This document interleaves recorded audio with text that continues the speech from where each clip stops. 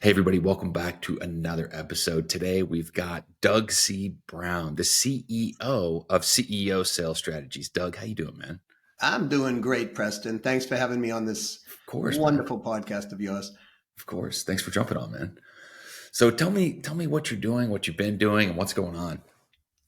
Well, I've been teaching people how to be in the top 1% of sellers, right, of earners. And it's just interesting. I just had a conversation with the number one salesperson at Apple just recently. That was a really nice conversation. Oh, Um, wow. yeah, and what I do is I teach people the skills and the mindset, the what to and what not to do on if they want to be into the top 1% earners. Now, not everybody wants to be a 1% earner. They don't want to work that way, but that's okay. But I teach them how to actually understand how to be that way. And then they can get into the top 5%, 3%, 2%, whatever they want from that point forward. So what's the secret, Doug? What's the secret sauce, man? Well, if we want to go down that path, so the thing about 1% earners is this combination between what's known as a top producer. People think about top producers. That's one who actually produces at the top, right?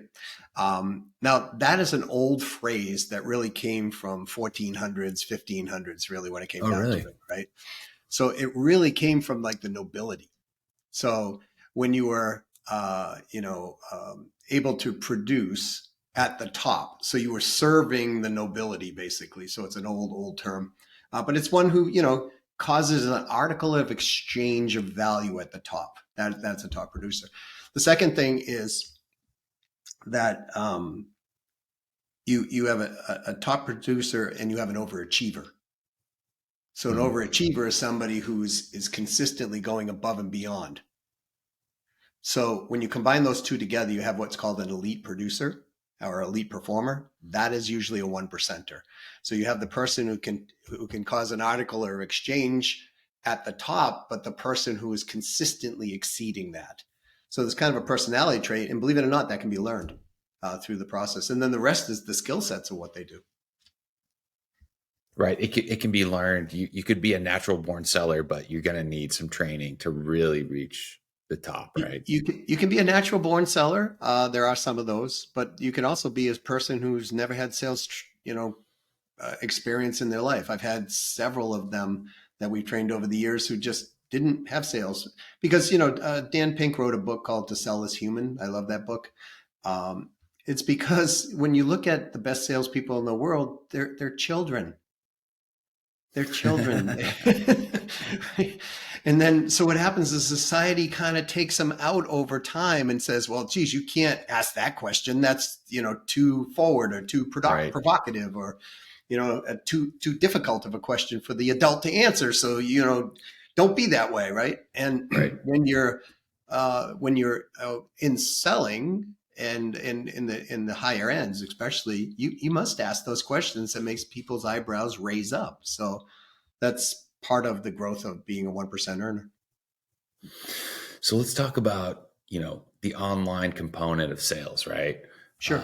What must people have in order to really talk to prospects and close the sales and really be relevant in today's kind of world and market?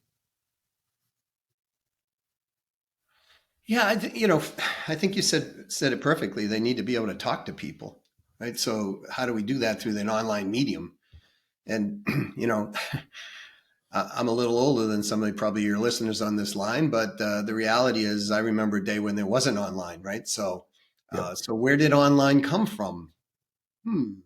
It came from offline. There was no online.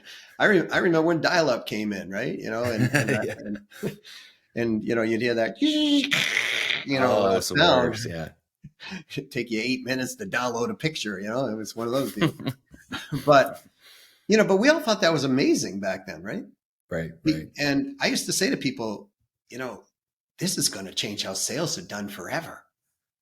And they all said, Oh, "You're yeah. crazy, man." And I said, "No, no, no, no, no. Think about it. People can get information like quickly now. As the seller, back then, people relied on the seller, Preston, as the expert for Right. the exchange of information. Now with online, levels the playing field. And a lot of times we know more about the sale than the actual person, selling to us. I just had that Right. experience the other day. I'm sorry if I bought a motorcycle and I was Oh, asking this nice. person about accessories on this motorcycle, and they were like, I don't They don't know. even know. Right. So it's so those concepts that are offline need to happen online, and it has to be a communication.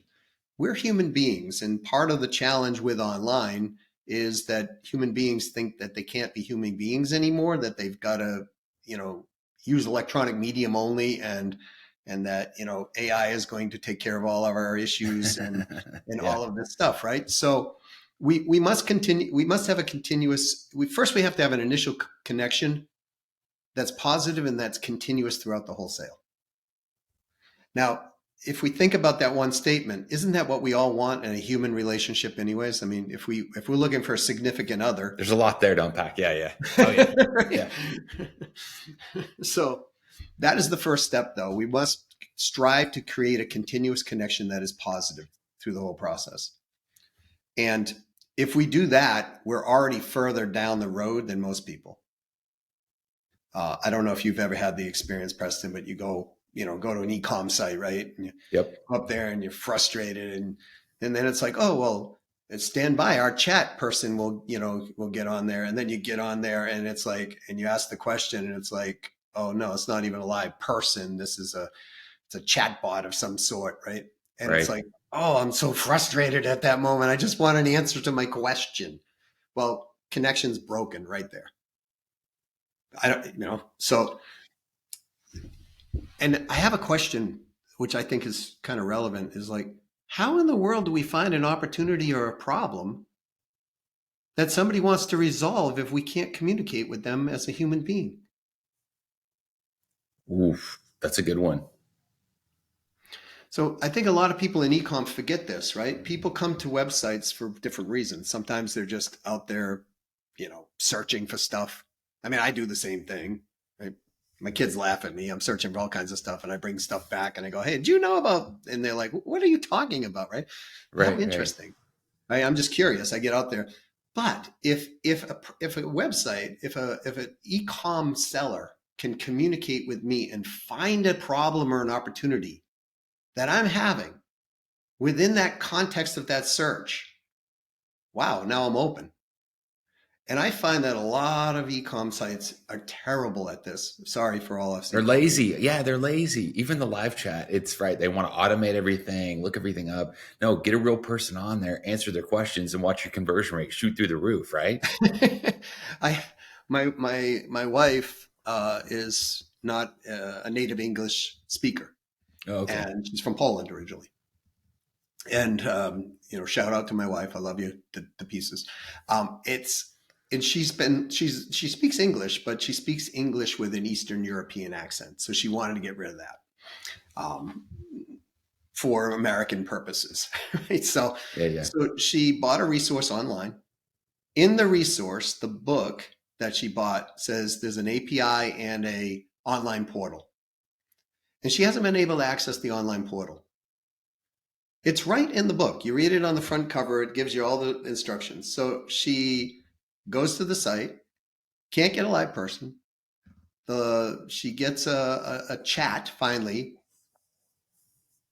and the chat then goes eventually to a live person. So she's already frustrated, right? So the connection's already kind of wavering. Yeah. She gets to that point. They say, "Oh, geez, we need to research this." And she's like, "It's in the book." It's long story short. 2 days later, they get back to her and they say, "Oh, you bought the wrong book. You got to buy this book in order to access the course." Even though it's printed in the book. Now, I'm not going to name the company because it's a well-known name company, but the reality is that she has another opportunity or problem within what's happening, not just with the book, but they're not even getting to find out what the real problem is. So if they found the real problem and the opportunity that was persisting, now they can go into sales expansion mode. Sales expansion mode being cross-sell, upsell, increasing the amount of buying that's happening, right? But the challenge with a lot of e-com people is the customer engagement and the customer service. They don't realize that they're actually selling. Customer service, they hire somebody and they think, well, I'll just answer a question, I'm good. You look at companies who do a really great job at this, and I'll give a shout out to GoDaddy if you don't mind. Every time I call GoDaddy, I end up with $300 to $500 worth of more stuff that I never even planned on buying, because their people are so good at finding opportunities and expanding the sale within. They'd be a great sponsor of the show, but yes, that's a great example. Oh, they are? I did not know. Shout out to GoDaddy. No, they'd be a great sponsor if they wanted to. Oh, they would. Just contact me.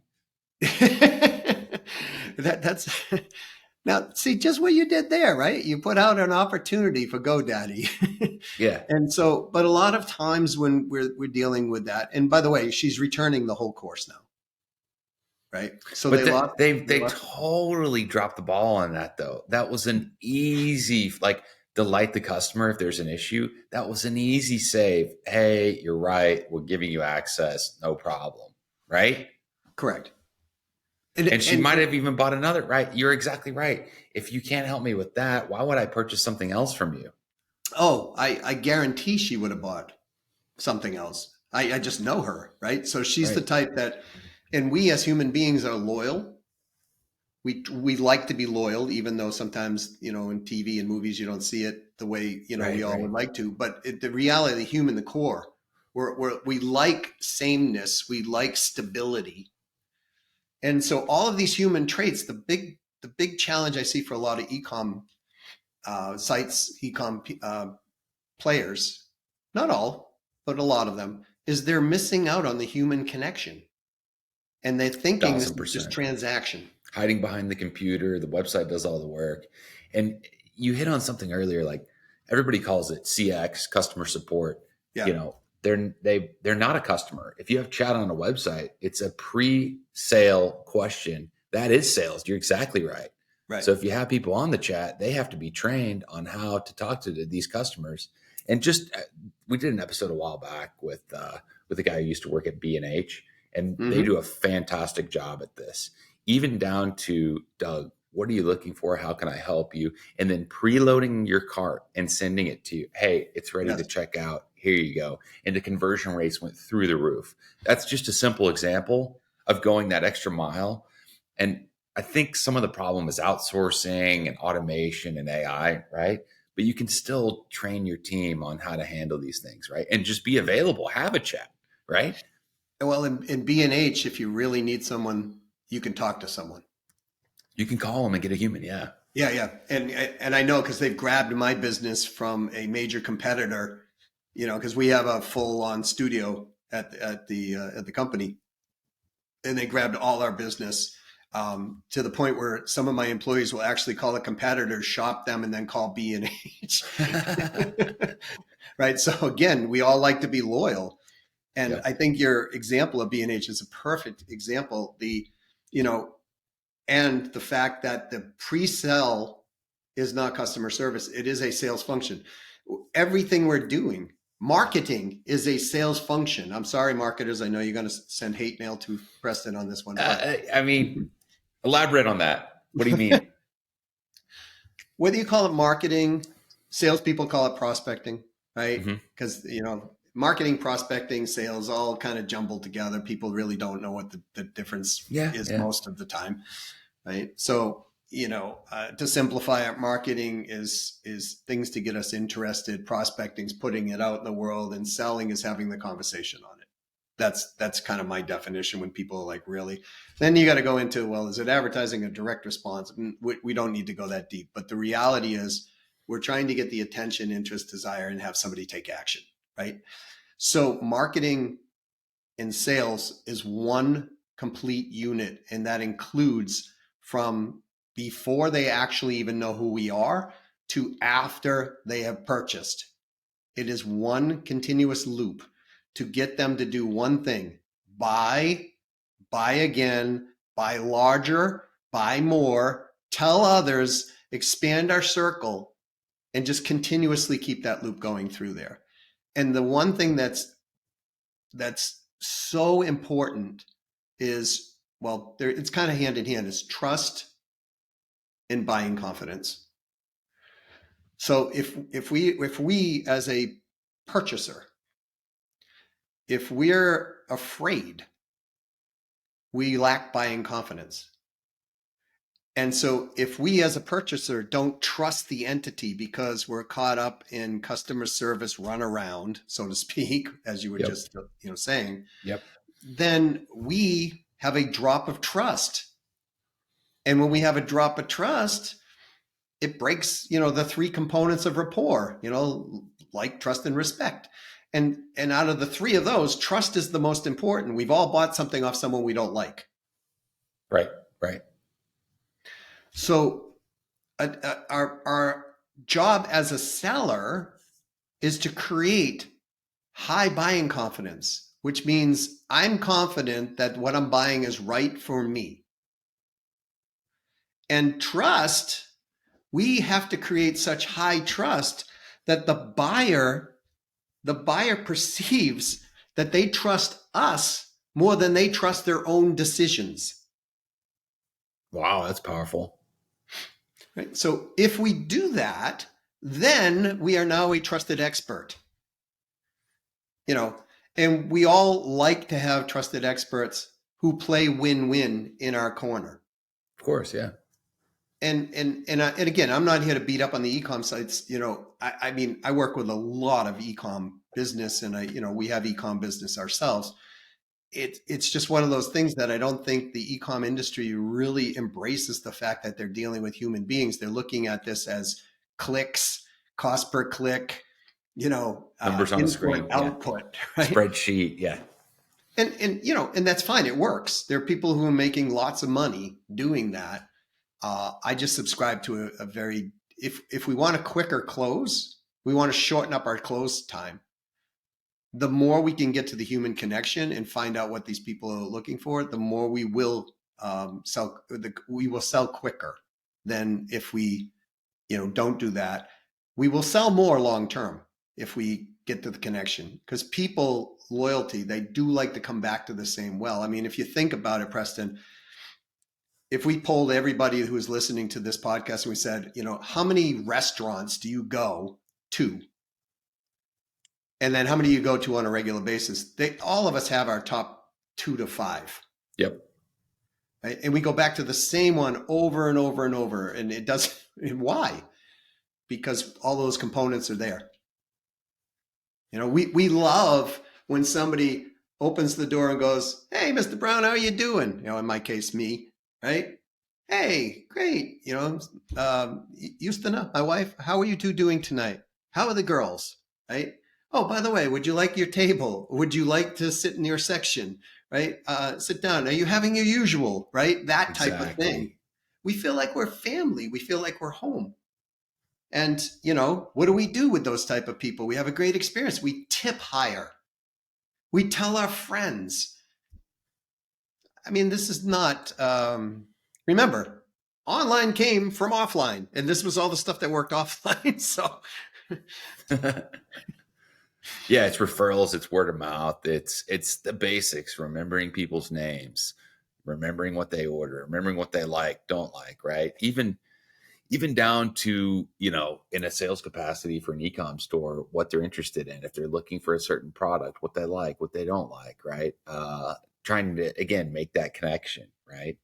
You're right. It is so lost. I mean, if you've ever tried to contact anyone at Amazon about an issue with your order, you know exactly what it's like. I mean, you can't talk to, it's very hard to talk to anybody, find a phone number. You got to go through a chat system, right? But it's Amazon. It's not, how do you win an e-com if you're not Amazon? I think you're right. You have to have that personal touch and not only get back to people quickly. I think speed matters, but also, just being available, man.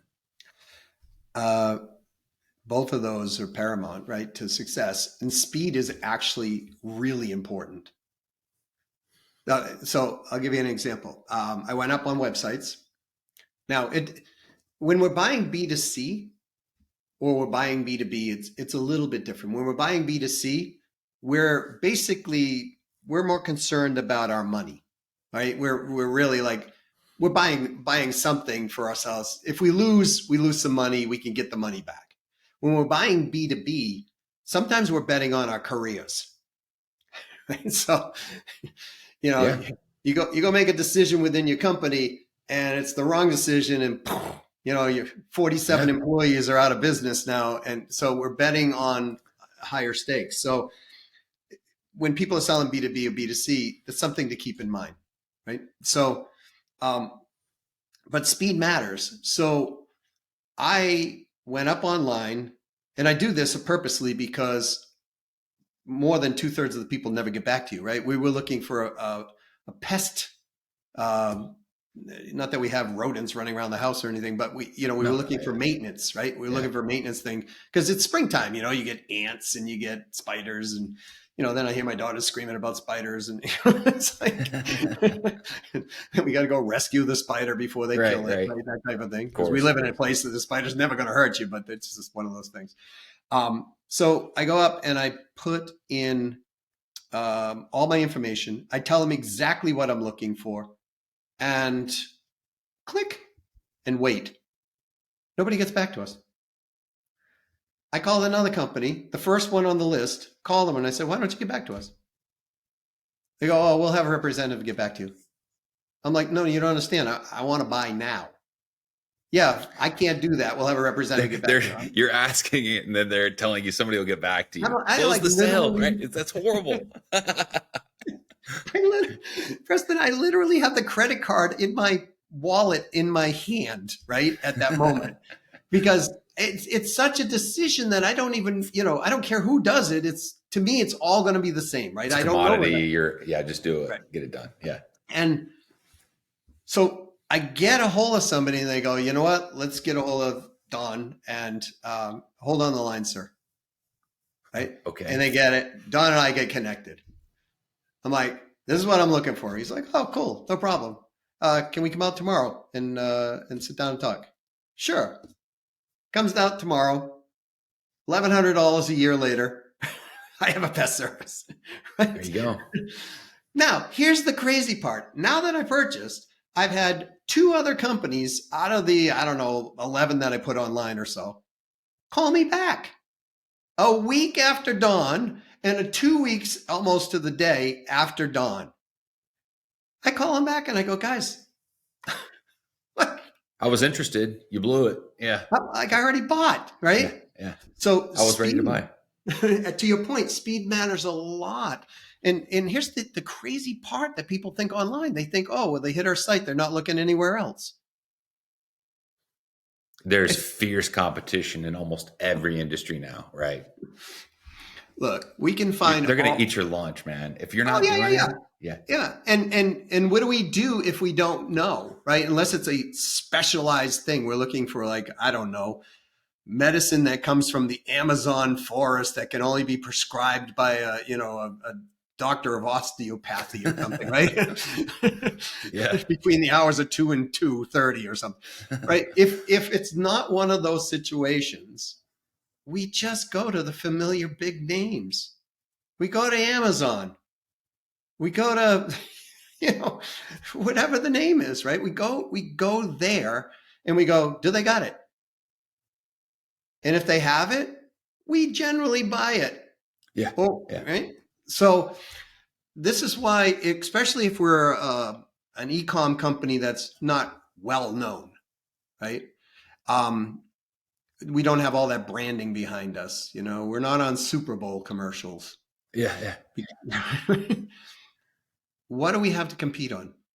Speed to conversation is a winner almost every time. Statistically, it shows across the board when selling that the person who gets back first is usually the one they buy from, as long as they have a connection, trust, build buying confidence, understand the opportunities or what the problem is. That's usually what happens. You're on a roll. I hate to interrupt, but this is so relevant. The Harvard study, I'm sure you've seen this. They studied this and they said, like, of all the businesses and the calls, the forms that they sent in and the response time, and they said, basically, you've got 5 minutes. You got 5 minutes to respond and you will close the deal. Like, they had all the stats in there, but it was like 98% of the time if you respond within 5 minutes. And they tracked everything. People who responded within 10 minutes, 30 minutes, an hour, a day, a week later, and you just watch the close rate go to almost zero. Drop. So what you're saying is statistically, it's exact. You're right. You're right on the money. Keep going. Well, to back up your study, I had a client that was doing solar. They sold residential and commercial solar, and they had salespeople that were waiting 2 weeks to get back. Oh my gosh. To the lead that came in. I mean, that's serious. It's high ticket. You're investing in your home. There's a lot of money on the line. Right. 2 weeks. But if you can't even get back to me, why the hell would I use you when I have a problem? What are you going to do then? Right. Yeah. All we did, Preston, is we mandated. So we fired a few of the salespeople because they just weren't there. Right. They weren't. Well, were they overloaded? Was there a reason why? No. Okay. No. Listen, when a salesperson goes, I am overloaded, I go, thank goodness, I don't say it in that language. Thank goodness, because now we got a great quality problem, right? So we either learn how to leverage what you already know, or we need a different system or process or people or whatever, right? Yep. I love hearing, I'm just so overwhelmed, because those are usually easy fixes. What are you doing? Yeah. What's your process? Yeah. and in some cases, especially when I was younger, I'd get a little pushback and testy because, I was just that pushy guy back then. When I was a top rep in a company, I had 62 incoming calls a day coming into my line. Wow. That's a lot. Honestly, frankly, it was impossible to handle it all. So what did I do? I hired assistants. I didn't get my company to hire them. I hired them. Because if you're a sale, well, I mean, think about it. If your average sale back then, it was paying me somewhere between $1,500 and $2,500. I could hire an assistant back then for $35,000 a year. Yeah, I needed 2 sales a month. Yeah. To cover that, right? On the peak of it, and not bragging, but on the peak of it I was outselling 9 people combined on my team, right? So when you have that thing and I'm overloaded and you got a problem, that's a good quality problem, right, to have. So all we did with this solar company, and by the way, all these leads were online e-com leads coming in first. Everything was it was an online touch. They had no outbound door knocking, traditional methods going on. So higher quality because they're inbound. Okay. Yep. Yes. They're requesting information. Yep. Yes. And when people are coming in for solar, they're not just requesting it from one company. They're doing what I did with the best company. They're coming in and they're hitting 5 or 6 of them, and they're saying, "Oh, well, who's going to give me the best price?" And I'll learn some things or whatever, right? Yeah. And so all we did is I mandated the leads had to be picked up within your 5-minute period, and they had to be contacted within a 15-minute period. Because sometimes these guys are out on the road, Sure. They can't, they're on a site and it's noisy, whatever. Yeah. So we mandated that. Within 12 months, the company literally doubled their revenue. Wow. So it works, I guess. To your point, right? On the study, it absolutely works. Because what does that say when we get back to them quickly? What does that say to that person? It says we care. It says we'll be there for you. Or you're building the relationship, to your earlier point. I mean, I had a DJ business early on in my life, and I used to have over a 99% close rate on the clients. When the agencies, I worked for some agencies, they fed me leads, and I would be in a meeting and I'd be like, guys, I'll be right back. And because the lead came in from a bride for a wedding, let's say. Now we were getting anywhere between $1,600 and $3,500 a wedding. So these weren't like, $100 DJ jobs. So yeah. I would be, guys, hold on. I gotta walk to the restroom for a second. I'd take my phone, I'd call, I'd go, hi, is this Marilyn? Yeah. Oh, hi, this is Doug with ABC, and she go, oh, wow. I didn't expect you to call so quickly. I'd say, well, I'm sure all the other DJs are calling you, aren't they? She goes, no, I haven't got any calls back. I say, well, my gosh, isn't this your wedding? She goes, Right. yes. I said, how long have you been thinking about your wedding? Oh, since I was a little girl. Right? I'd say, well, if you like my service right now, you're going to love it once you hire me. Right? I said, Marilyn, I stepped out of a business meeting because I saw this and I knew it would be very important to you and you're very important to me. Can I set up a time to talk with you later today? And we would set the appointment, and 99 plus out of 100, I tracked it, would actually end up investing. And it was because of that speed to connection quickly. Now imagine if we could do that online and somebody has a problem or a challenge or they're looking for something and they're not sure what they're looking for, but we can intercede and have that conversation. I mean, sky's the limit. Yeah. What are your thoughts? I mean, the general advice online, right? Like, so if you get 100 people to visit your website, a good conversion rate would be like 3%, right? Yeah. So 97 people got on there. There was some level of interest, but didn't buy, right? What are your thoughts on that? You were talking about a 99% close, right? I mean, they're visiting the website. There might be a low level of interest, but what do you think?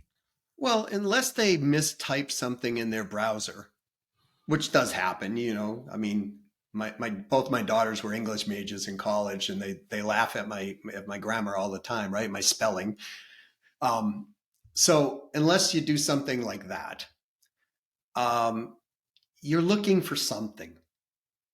Now, is that a burning desire, right? I mean, you got, who knows, right? We don't know, right? I mean, but depending on what you're selling, it could be a burning desire, right? I mean, if you're selling, I don't know, information on, how to avoid a divorce, you're probably not going to that site just out of curiosity.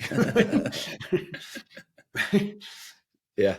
You might be curious, but there's some reasonable understanding, right? So I think 3%, quite frankly, is abysmal, on there. Now, I do agree that there are leads that will hit a website that, have a different level of interest. Our job is to segment that right from the beginning and understand what that level of interest is, and then provide an engagement conversation on whatever level that is. And if we just did that on a website, if we do that in life in general, I mean, I always look at this like dating, right, Preston? Because let's say, you go into, I don't know, you're looking for somebody in your life, right? You walk into a restaurant, you sit down, you look across the restaurant, and there's this beautiful person, to our eyes, sitting there, and the chemicals are flying around in our brains right now. We're going, wow, I'd really like to get to know that person. Okay, great. You have choices. Sit there, stare at that person, and figure out whether or not that'll ever happen, which is probably not going to, but it could. I mean, a plane could fall through the ceiling and she runs to your arms or something like that. Right? Yeah, it could. Low probability, I suspect. Yeah, right. Or we can then try to go find a connection between each other to find some commonality, to find out if there is any level of perceived value of an ROI in our exchange. Return on investment, whether that's business or personal, right? Because I say whether it's business or personal because my wife literally was my client. So we started out as a business relationship. True love story. And ended up blissfully in a relationship. And I guess you sold her, huh? Or she sold me. I'm not sure. I think we both sold each other. There you go. Now, if she was on the line, she'd say that she sold me, and I would say I sold her. So we'll have to have that conversation. But when our traffic's coming in on the site, can we engage them just like we would on offline in some capacity? We don't know what that person's in the restaurant for. But we can go discover if there's an opportunity or something that's going on. Like they go, well, I come to this restaurant because, I'm a last year resident in medical school and I need peace and quiet. Right? There's an opportunity for discussion. Oh, I just happen to have a rental office space building, whatever, right? I mean, there's your business, right? Right. Or, you know what? I have a degree in the medical field. It's interesting, now, look, in your last year of medical, school, you may not be looking for any, relationship, or you might. I have to ask, right? You just kind of come forth. Do you find me repulsive? Do you find me something that, you'd like to have a cup of coffee sometime and get to know one another, right? It's beginning a relationship. Now, you may not know that with your site as well, and you might have to ask questions like that. But we can also put questions out, and people sometimes will tell us. So, that's what a quiz is all about, right? I mean, quizzes ask questions, so we can capture and segment traffic and then have level of communication to build that trust and that buying confidence, sometimes over a short period of time, if we're willing to do the work. I mean, we capture people on the site and we drive them to conversations, and sometimes those turn into a couple $100,000 engagements. I mean, so and if anybody out there selling 200,000 plus things without talking to people, I would love to talk to them. Right? I would too. Yeah, that'd be fascinating. Right. And so it's one thing if they're coming to buy a pack of chewing gum, right? But even then, they want to talk to people. Yeah, I agree. A lot of it's lost on the modern world, man. It's pretty crazy. But I think you're right. I mean, look, if you go into a retail store, and like a good example would be like if you've gotten like a suit lately, which I know who wears suits anymore, right? Right. But the customer experience is fantastic. You're there with the tailor. Would you like something to drink? Do you like this fabric? Okay, what kind of liner would you like, right? How do you want, the lapels? I mean, it's beautiful, but you're exactly right. Like if 100 people go into a tailor, I can guarantee you 97% of them are not leaving without some sort of suit, right? And that's what's kind of lost online. There's some quizzes and some conversational ways to automate this, to replicate what a salesperson would do, but there's really no way to replicate that human connection in the sales process on an e-com site. You can't do it. Right. Me talking to you, there's no form, there's no submitting things that could replicate this. And there's no, at this point, technology that can replicate the human nuances for meaningful, relevant communication. Now they're trying, and the techies are trying. They're doing a great job. Yeah. But we as human beings are extremely complex. Right? Our brains are capable of doing enormous, amazing things, like having a podcast off, like this, off a long distance. Relationship, not our relationship, but a long distance, technology that's brought us together quickly. Right. And so, we're capable of doing amazing things, but one thing we're not capable of is having conversations that are not human to human. We can use different mediums to do it, but the reality is it's really hard to get somebody's tone when you're over chat. Oh, 100%. It's really hard to understand or hear their voice tonality, because a lot of times, sometimes I've had this happen. When I used to work for companies, sometimes I would handle. I did collections for a while, right? God and bless. I hated it. It wasn't for me, right?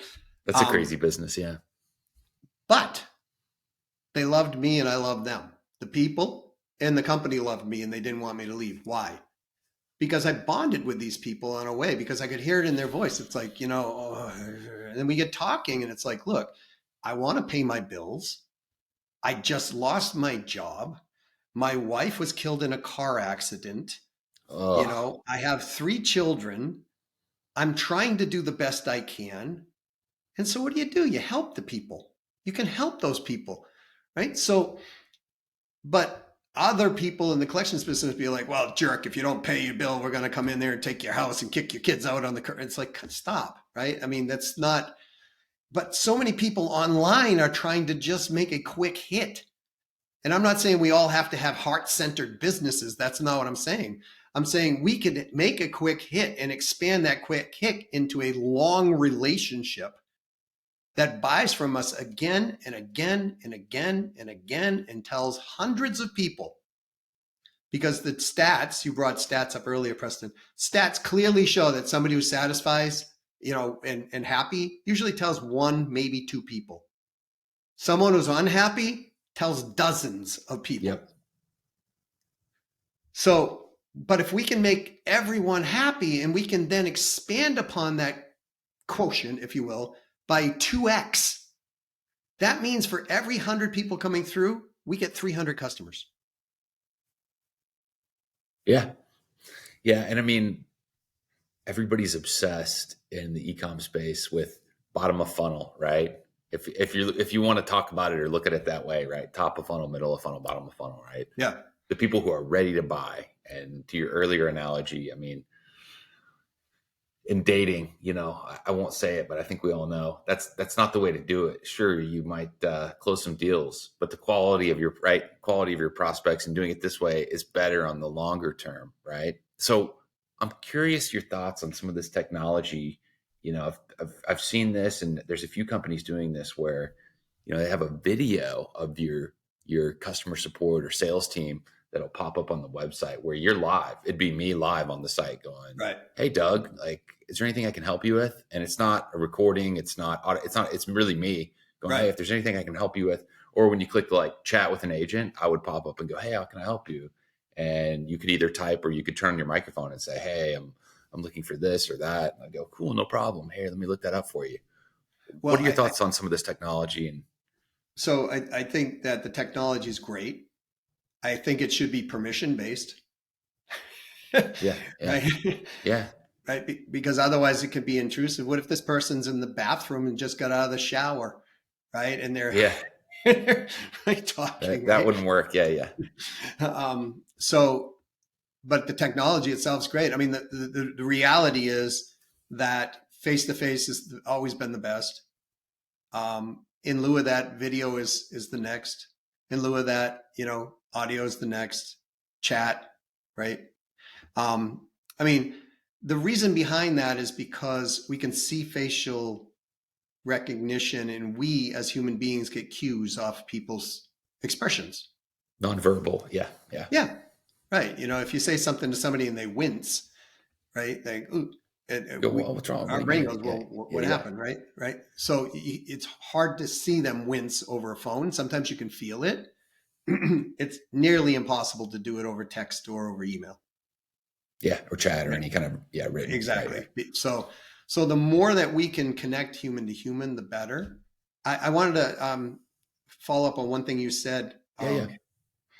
There's studies that have been done, I believe, by Marketo, HubSpot, and other notable names that show if a person hits your website, if you communicate with them on following up with them, now it takes over about a 10-month period of time, but approximately 62% of the leads that come to a website will close over time.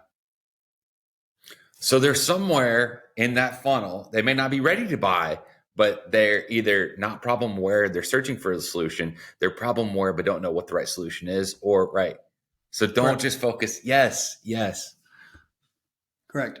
Right. And so the fact that you bring up video and you're a live human being, depending on the buyer type, right? Like I love that because I'm a connector. I love to connect with people. Some people are not that way, right? So that's why I'm saying if it's permission based, hey, would you like to see, talk to a real live person, real face? Of course, yeah. Right? Because now I'm permission based and I'm like, yeah, oh my gosh, thank you, right? Because frankly, I haven't had, think of the pandemic, right? The pandemic. Yeah. Why is everybody like, oh, the pandemic killed us, right? I have a theory on this. We're humans. We need the face-to-face There you connection and go. community, right? Yes. We There you weren't go. meant to be sitting at home alone on the couch looking at screens, right? Right. And that is the reason why. So if we embrace that, look, this is 100 years from now, maybe you and I will be alive, depending on technology, right? But 100 years from now, it's still going to be the same. People are going to want to communicate with people. If you look back through time, men write, women write, novels of love and romance, and people buy them off the shelves for connection. They're looking to live that connection. Why, as marketers, do people forget this? They go, well, my CPA was this and my whatever, right? It's like, okay, great. I get your acquisition cost was this, but if I could make a proven case that your acquisition is actually a little higher, but we could expand your circle and you pick up 2 to 5 more sales from that one higher cost acquisition, your actual acquisition's lower because you got 0 cost of acquisition on the other side. That's right. I had a gentleman that I helped. He was running 17% on his front end. He was running behind. Okay. And I said, can we look at all your books? He goes, yeah. I'm like they had additional sales. And the thing they weren't doing, Preston, is they weren't taking part of the other sales and allowing some of that acquisition cost to go into the other parts of the sales. So what they were doing is if there was credit card fees on the second or third sale, they'd throw it in on the first sale. If there was overinflated, right? They'd throw it in on the front sale. Yeah, yeah. And I'm like, brother, you're not underwater 17%. Look at the overall. So anyways, that's so if this works, why are more, specifically in e-com, why aren't more people doing this? What's kind of the roadblocks and challenges? I mean, if you could share some stats, I mean, you've obviously tested this, like this works. It's kind of a no-brainer. So why aren't more people doing this? What's the holdup? Okay. I'm sure you're going to get hate mail on this. It's all the marketer's fault. Okay. It really comes down to lack of confidence. Really? To me, this is what from the brands or like internal buy-in? What do you mean? People think if I add people, I'm going to be less confident that I'll have a profitability. Some people just don't want to talk to people, and that's why they're in e-com in the first place. There's a lot of that, yeah. Right? Because they don't know how to talk to people, or they feel or perceive they don't talk to people. Anybody who's listening to this, please understand confidence is sexy.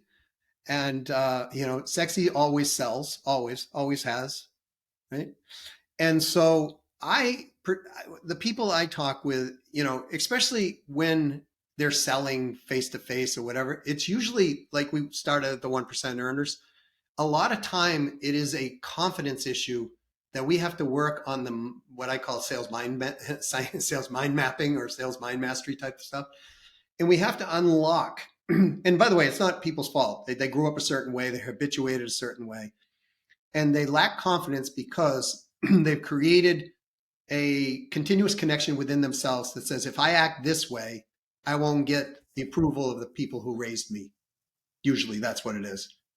So for example, if you grew up in an environment where you can never, ever, ever, never, if you interrupted people, you're a bad child. Absolutely, berated and knocked around for that. Right?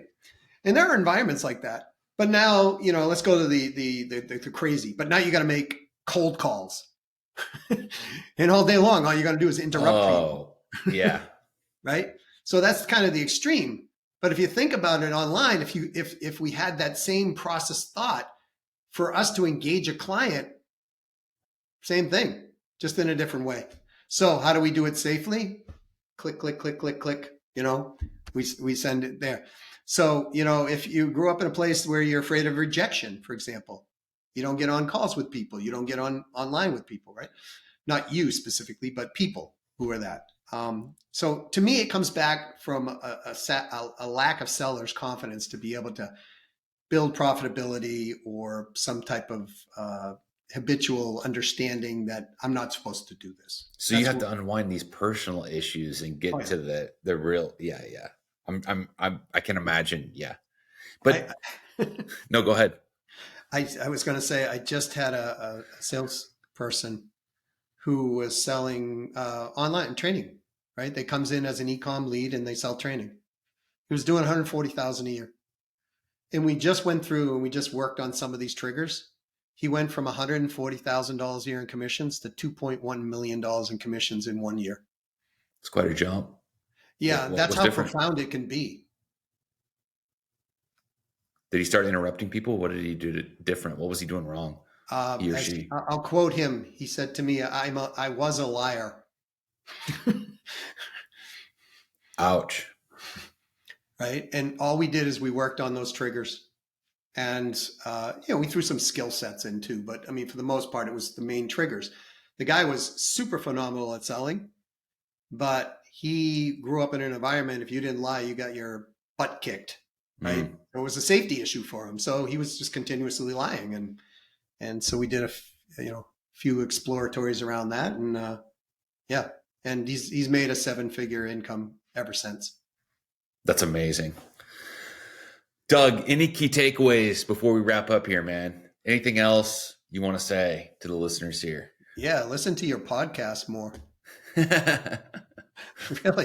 Thanks, man. You're pumping me up here. I know this is a great podcast. You're on here.